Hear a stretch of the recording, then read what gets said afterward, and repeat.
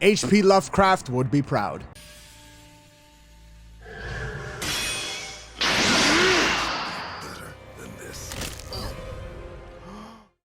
What up, everybody? Welcome to the channel. I am your host, Mike Fury, and I make informative videos just like this one. So please hit the subscribe button, hit the notification bell so you don't miss out on any future content. And with that being said, guys, here is my review for the boomer shooter known as Forgive Me, Father.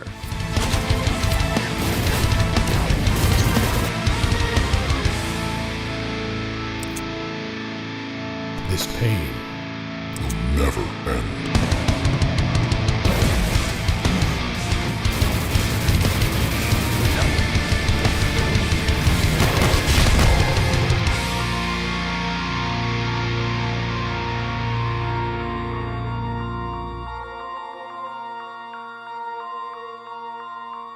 In your search for a missing individual, you are shocked by your findings. Political conspiracy, a powerful cult, and an enemy that could only be imagined by the confines of a sick mind. Nightmares seem like walks in the park in comparison to the horrors that oppose you.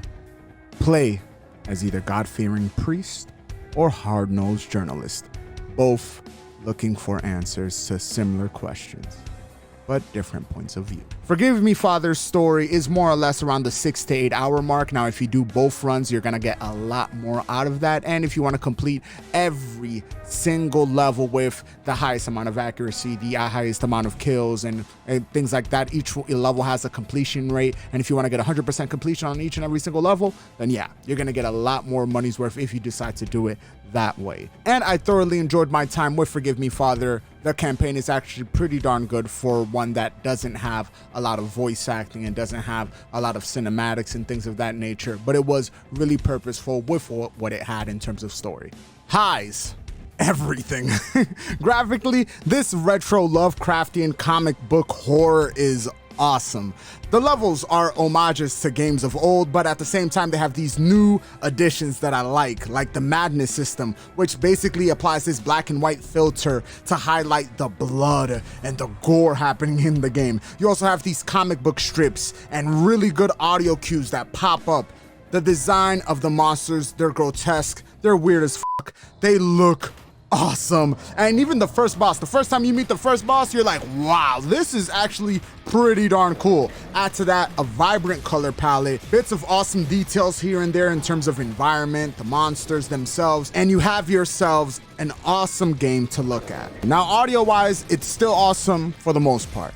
Now, there's very few voice acted cutscenes, which is a bummer, but the soundtrack itself, it's amazing. High octane metal, environmental audio cues providing you very unique instances of atmosphere and overall tone to the gameplay. The weapons themselves, it's not an incredible experience like, wow, this is the best sounding shotgun and best sounding machine gun I've ever heard, but they definitely get the job done. The monsters, each one of them has their own sound, which you could pick up on, and you could definitely use that to your advantage. And the combination of everything just gets the blood pumping. Almost to a certain degree, I would put it right up there, probably Doom 2016 levels of greatness, which is completely high praise coming from anybody, but definitely high praise coming from me, because I absolutely love Doom 2016 soundtrack, and this kind of gives you a very similar vibe to that. And finally, gameplay, super strong as well.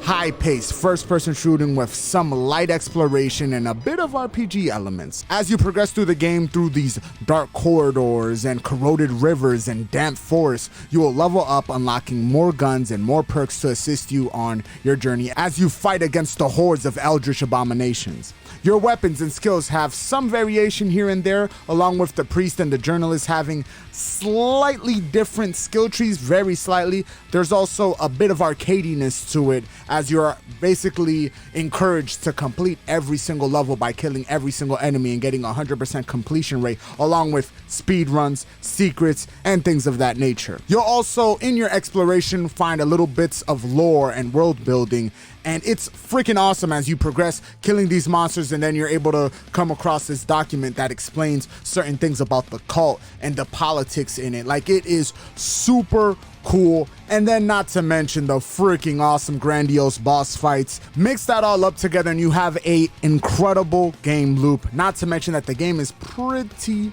darn difficult. And looking at it, some of you masochists out there are gonna absolutely love it, especially when we have, on top of the fact that in normal difficulty it is difficult, we have multiple difficulties to amplify the difficulty. Say that like 5 times in a row, real fast. Now, there's no mids here, so we're gonna go directly to the lows. The story really does take a backseat to the spectacle that is the action, the audio, the visual. And there's also no incentive to play either or character. Like, it doesn't really conclude in like different endings or anything like that. It's basically the same story, just played by 2 different perspectives. And it really just, yeah, there's no real incentive to complete it in either way, shape, or form. Once you complete it with one, you'll basically have completed it with the others. And it's basically one of those games where once you've had your fun, there is really no reason to come back to it. There's no real replayability unless you really want to get 100% on each and every single level. And once you do that, then you're done. You're completely done.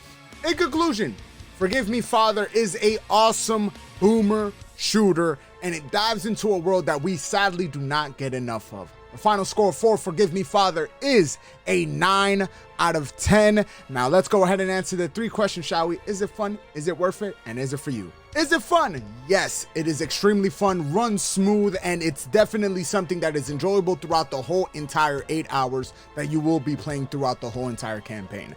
Is it worth it? The price is right. $20 is perfect for this type of game. And is it for you? If you are a fan of the old school Duke Nukem's, Wolfenstein, Dooms of the world, and then also fans of newer games like Warlock and Proteus, this is right up your alley. And that is it for the review, you guys. Tell me, what do you think of Forgive Me Father? Have you played it? Have you not played it? Are you going to play it now? Are you going to buy it on sale? Tell me what you're going to do. Tell me your thoughts on the game down in the comment section below. And that is it for today, guys. Thank you guys for watching. If you guys enjoyed the video, please hit the like button. If you're new here and you want to see more videos like this, hit the subscribe button and share the video to any of your friends or people who are interested in boomer shooters, which happen to be having a resurgence right now.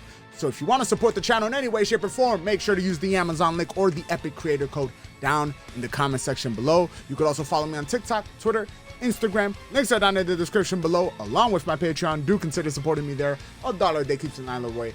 I'm your host, Mike Fury. It's been a complete pleasure. Until next time, Mike, off.